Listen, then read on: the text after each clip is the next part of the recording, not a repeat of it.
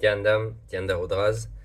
Aujourd'hui, dans cette vidéo, on parle de quelque chose de très important, une question très importante une fois qu'on est introduit au principe de Maya, de l'illusion du monde, de l'illusion de cet univers par l'hindouisme. Donc avant de se poser cette question, je voulais simplement mentionner que tout ce qui est manifesté, tout ce qui est manifesté dans la matière reste manifesté parce qu'il y a un certain équilibre entre les 5 éléments, entre les terres, l'air, le feu, l'eau et la terre. Donc ces 5 éléments, dans différentes combinaisons, donc avec un certain équilibre du jeu de ces 5 éléments, la matière reste matière. Donc notre corps est également construit de ces 5 éléments avec une certaine proportion. Et donc cet équilibre est très important pour que la matière reste intégrée à elle-même. Sinon, si cette proportion change trop, eh bien, les choses se désintègrent, les choses se cassent, le corps se détruit. Et donc, pourquoi est-ce que Paramashiva, il est, entre autres, une de ses fonctions, c'est de mettre dans l'illusion et de sortir de l'illusion. Bon, sortir de l'illusion, on veut tous ça. Donc ça, il n'y a pas vraiment de question. Puisque l'illusion, c'est la source de toutes les souffrances que nous avons, naturellement, on veut en sortir. Et c'est l'objectif de tout travail spirituel, c'est de se libérer de cette illusion. Maintenant, pourquoi est-ce que Paramashiva nous mettrait dans l'illusion en premier lieu? Pourquoi est-ce qu'on est dans cette illusion par défaut? Et donc, c'est une très bonne question. Et principalement, quand nous ne sommes pas dans un état de complétion, quand nous ne sommes pas dans un état de puissance en face de la réalité à laquelle on fait face. Et quand je dis la réalité à laquelle on fait face à toutes sortes de choses. À travers, même si on regarde, si on scanne une journée de A à Z, on fait face à toutes sortes de situations en une journée. Quand on est puissant en face de chaque moment, en face de chaque réalité qui se présente à nous au fur et à mesure qu'on avance dans le temps, eh bien, tout va bien. Mais quand on est incomplet, quand on vit une impuissance, une forme d'impuissance, parce qu'encore une fois, l'impuissance peut se manifester sous différentes formes. Mais quand on vit une forme d'impuissance en face de la réalité à laquelle on fait face, c'est là où il y a des problèmes.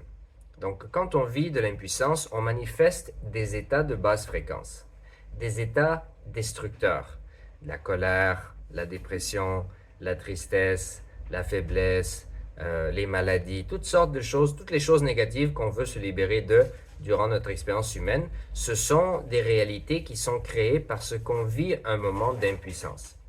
Le problème, c'est qu'on n'est pas conscient de l'impuissance que l'on vit, on n'est pas conscient de ce qui génère, ce qui réveille cette impuissance en nous, et nous ne savons pas non plus comment transformer cet espace intérieur pour passer d'impuissance à puissance.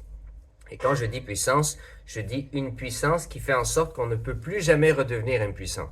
Ce n'est pas une puissance que l'on peut perdre. Une vraie puissance, c'est une puissance qui est éternelle, à laquelle, une fois qu'on la touche, on ne peut plus retourner en arrière. C'est une zone de non-retour. Cette impuissance nous fait entretenir des états de basse fréquence, et ces états de basse fréquence, ils dérangent, ils déséquilibrent l'équilibre des 5 éléments en nous. Et si ce déséquilibre devient trop grand, eh bien, c'est la destruction. Et donc, pour éviter que cette destruction se fasse, Paramashiva, par le biais de son pouvoir, il crée une illusion. Une illusion qui va faire en sorte que on ne va pas se détruire complètement. Donc, l'illusion, elle est là, elle est temporaire, elle est là pour nous permettre de revenir dans cette zone de puissance, dans le processus de la complétion. Et quand je fais ce processus, oui, le processus que l'on vit dans le jour, au cours d'une journée, mais même le processus qu'on vit à travers les milliers, les millions de vies à laquelle on passe dans l'univers. On s'incarne sous différentes formes, on vit différentes expériences, on fait face à différentes réalités. Et on grandit, on développe l'espace intérieur tranquillement jusqu'à ce qu'on arrive vers cet espace de complétion ultime, la réalisation des vérités spirituelles, la réalisation de Om Nityananda Paramashivoham, je suis la félicité éternelle, je suis Paramashiva. Et donc, quand on vit ces impuissances, eh bien, cette illusion vient pour tamponner, pour faire en sorte on ne rentre pas trop profondément dans cette impuissance, parce que si on rentre trop profondément dans cette impuissance, eh bien, il va y avoir de la destruction. Et l'objectif de l'univers, naturellement, ce n'est pas qu'il soit détruit. L'univers, il est créé, il doit être maintenu pour permettre aux âmes de venir et de expérimenter ce qu'elles doivent expérimenter, manifester les désirs qu'elles veulent manifester, afin de revenir vers cet espace de la complétion, cet espace de Paramashivoham, l'espace d'unité avec le Maître, avec Swamiji, avec Paramashiva.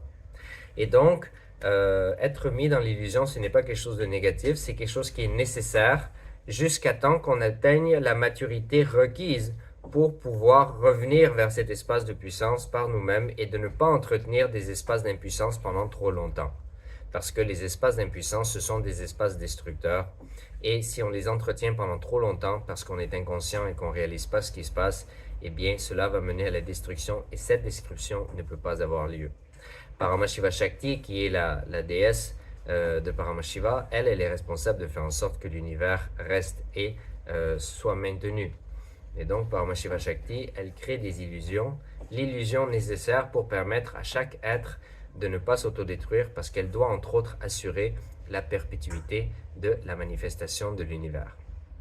Et donc voilà ce que je voulais parler dans cette vidéo, quelque chose de très important. Donc l'illusion, ce n'est pas parce que Paramashiva il est mauvais qu'il nous met dans l'illusion. Au contraire, c'est parce qu'il est compassionné, parce qu'il voit que nous ne sommes pas en mesure de gérer et temporairement il nous met dans une illusion pour nous permettre de maturer jusqu'à ce qu'on arrive dans cet espace où on peut gérer, où on peut revenir en unité avec lui, parce que lui, son intérêt, c'est que nous revenions vers lui, parce que l'objectif de l'incarnation, peu importe où dans l'univers, l'objectif c'est de célébrer cette réalité que nous sommes Paramashiva. C'est la seule raison pour laquelle on s'incarne.